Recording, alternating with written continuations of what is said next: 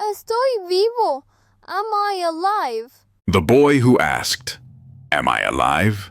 The Lucas Campaña Survival Story. November 9th, 2025. Cerro Puñay, Chimborazo Province, Ecuador. The Campaña family had traveled from Quito for a simple mountain excursion. Lucas, just 11 years old, was with his parents and two sisters, enjoying the breathtaking views of one of Ecuador's most stunning peaks. As they prepared to descend, the family climbed to a higher viewpoint to take photos and pray together. Lucas, tired from the trek, lay down on the grass about 2 meters away from his mother.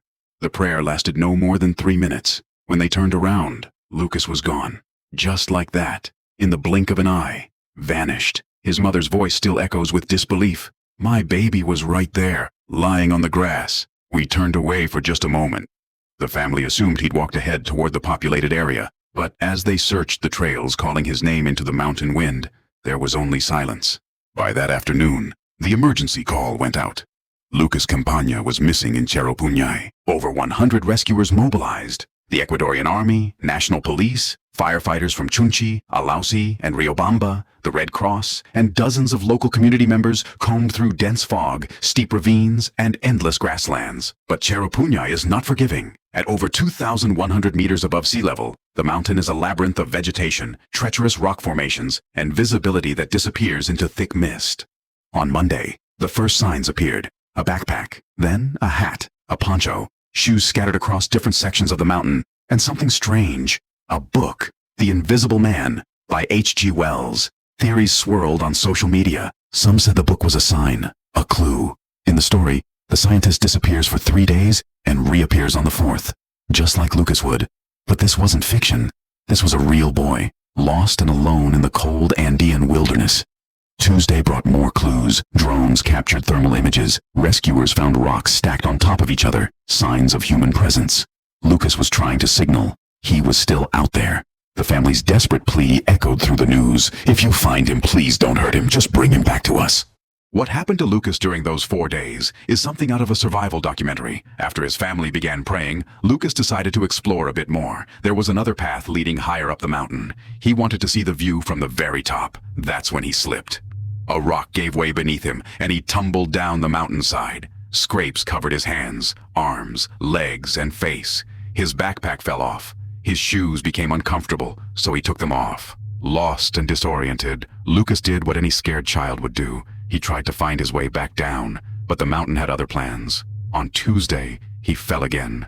This time, harder. He fractured 2 toes on his right foot and injured his leg when he tumbled off a boulder. He couldn't walk properly anymore, so Lucas did the only thing he could. He found shelter. Small caves formed by rocks and vegetation became his refuge. He curled up inside, wrapping a shirt around himself like a cocoon to preserve warmth. To survive, he ate wild berries. When it rained, he drank water from puddles, and he wasn't entirely alone. Before the family's ascent, a stray dog from the refuge where they stayed began following them. Lucas, with the innocence only an 11-year-old has, named him Carlos. When Lucas got lost, Carlos didn't abandon him.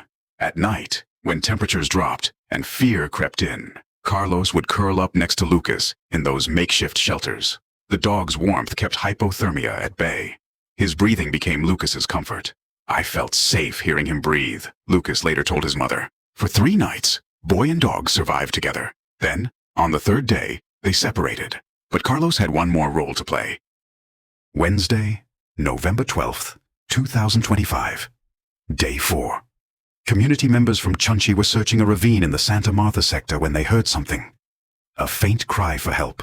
They pushed through the vegetation and found him, Lucas Campaña, lying in a small hollow covered by plants, wrapped in a shirt, his legs numb, his feet swollen beyond recognition. And that's when he asked it. Estoy vivo? Am I alive? The rescuers, many with tears in their eyes, rushed to reassure him. They wrapped him in blankets, gave him water with salt to rehydrate him, handed him an apple. One of them recorded the moment. Lucas, exhausted but conscious, explained how he'd gotten lost, how he fell, where he slept. And then Carlos appeared. The dog that had kept him warm, that had stayed by his side, now led the rescuers to the boy he'd protected.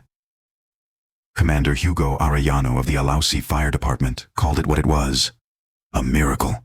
It's a miracle that an 11-year-old boy survived all of this. Over the course of 4 days, Lucas had traveled an estimated 15 to 20 kilometers through one of Ecuador's most dangerous mountain terrains. Injured, alone, at 11 years old. 11 years. Lucas Campagna's story isn't just about survival. It's about the human will to live. About a mother's desperate prayers answered. About a community that never gave up. About a dog who chose to stay when he could have left. It's about a boy who, after 4 days in the wilderness, asked the most haunting question. Am I alive? Yes, Lucas, you are, and the world is so grateful you are. If this story moved you, hit subscribe. We bring you the stories that remind us of the resilience of the human spirit. See you in the next one.